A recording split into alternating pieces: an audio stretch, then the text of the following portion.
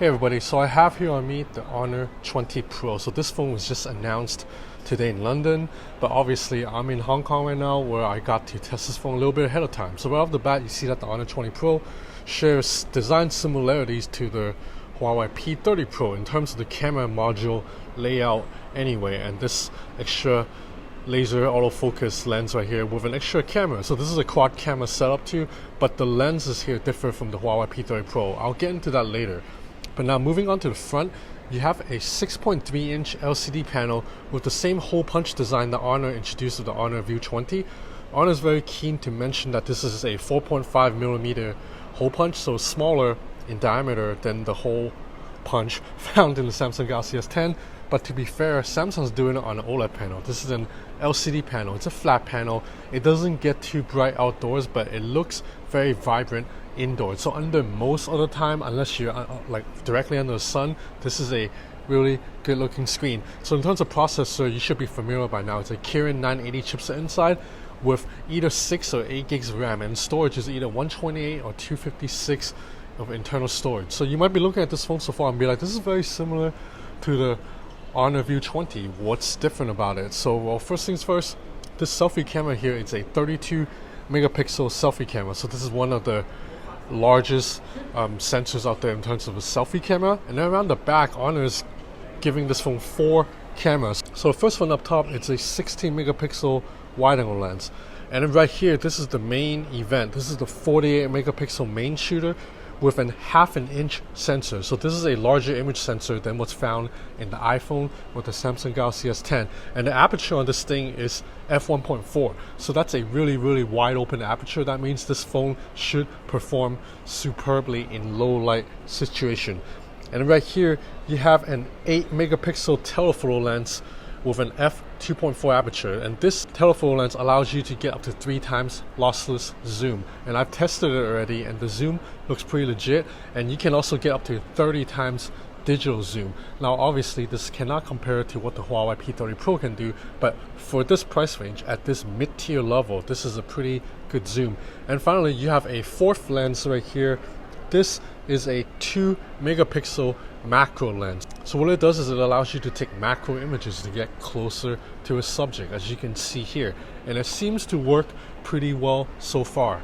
Now, because this is an LCD panel, this phone does not have an in-display fingerprint reader. Instead, you have a fingerprint reader on the side. This also doubles as a power button, and it is really fast. Like you see, just one touch and it turns on. The setup process is really easy too. It takes about like maybe 30 to 45 seconds to set up, and then after that, this fingerprint sensor has been working flawlessly. Like as soon as my finger touches on it, the screen lights up, and I've registered both hands, and I can unlock with both hands really easily. You know why? Because Honor have the sensibility to put the fingerprint sensor power button in the middle of the phone, unlike the Samsung Galaxy S10e, which is like up here, so it's a little bit harder for me to reach with the opposite hand because I have to do this with a finger. With this, it's really easy, just one tap, and you don't have to press into this power button to turn on. You just have to put your finger on it and you'll unlock the display. So in terms of software, the Honor 20 Pro runs on Android 9 with EMUI 9 on top. So EMUI, I'm not going to talk too much about it. You already know by now. Your feelings are made. Either you love it or you hate it. Or you're like me, somewhere in the middle. I don't love EMUI, but I don't hate it. I think it's okay. I like that you can do dark mode on the entire interface if I need. And there are some nice gestures such as like the knuckle tap to grab screenshots and split screen, all that. And I really like the swipe navigation too. So you swipe from the sides to go back, you swipe up to go home, or you swipe up and hold to go into recent apps. This is a pretty intuitive swiping navigation. That's better than what's found on the Vivo or OnePlus devices. And I also really like the animation too. When you swipe home, for example, you see that the app will go in that direction of the swipe. So if I swipe to the right, the app car flies to the right. If I swipe to the left, the app car flies to the left first before returning to the spot right here. So these are little touches that I really like, because on a Vivo or Oppo devices right now, there's virtually no animation. When you swipe up, like the home screen just pops up. There's no cute little animation like that. This is stuff that Apple does pretty well, and Huawei's starting to get there too in terms of aesthetics and animation and feel of using the phone. Now moving on to the camera app, this is pretty standard fare. The camera app has remained virtually unchanged from the last few Honor devices, and for the most part the camera app is very similar to the Huawei devices too. So you see that the zoom button is still up here in the middle of the screen, which I don't like because I prefer it down here for easy reach. Now you might be saying if I hold it from my right hand I can reach it, right? But what if I'm holding my left hand? Then I can't zoom without a second hand. So zooming works as you'd expect. You tap on it to go to 3 times immediately. This is lossless.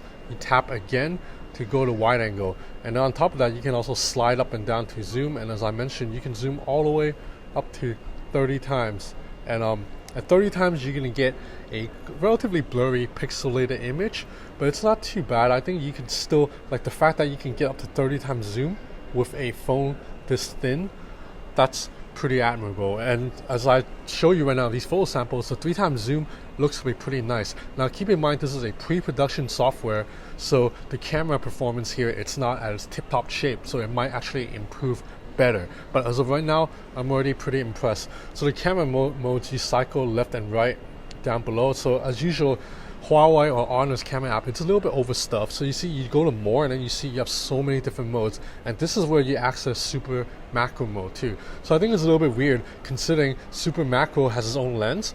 Then super macro mode should just be down here for me to easily get to. I shouldn't have to tap more to go into that macro mode. Now I haven't tested the night mode on this particular device yet, but I've tested it on previous Honor devices and they all work pretty well. Video, the Honor 20 Pro can shoot videos all the way up to 4K 30 FPS, but I would recommend shooting at 1080 30 because when you do that you will get really smooth videos, because this phone's main camera, the 48 megapixel sensor, and the telephoto lens each have OIS built in, so you get OIS and EIS on these cameras. This is only in the Pro version, so not in the standard Honor 20. But on the Pro, if you shoot 1080p 30 videos, you get something really smooth like right now. I mean, this is pretty nice. I'm walking quite fast right now.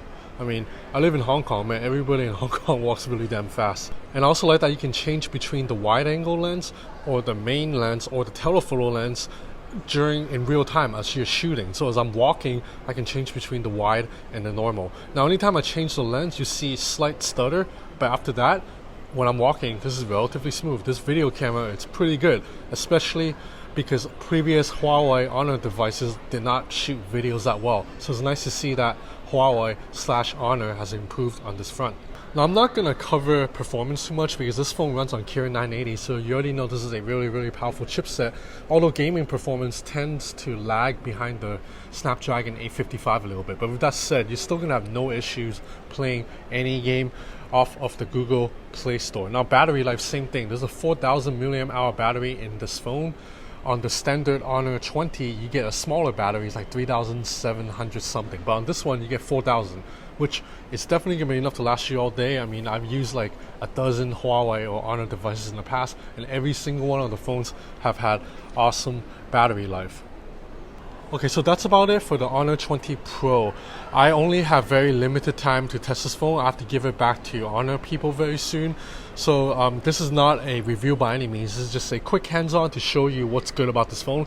Right now I'm really impressed with this 48 megapixel camera with an extra large 1/2 inch sensor with OIS in there too. So the camera capability should be really good for what should be a mid-tier, mid-range phone. Now I don't know the pricing of this phone yet, but it's safe to say that this phone will be several $100s cheaper than what the Huawei P30 Pro or the iPhone XS or the Samsung Galaxy S10 go for, because those are flagship top-tier phones. This is in the mid-range category, and in this category I think it's a pretty premium feeling handset. I wish we had gotten an OLED panel, but at least this hole punch is really nice. It doesn't get in the way. The phone feels nice in the hand, and the camera performance so far, it's impressive.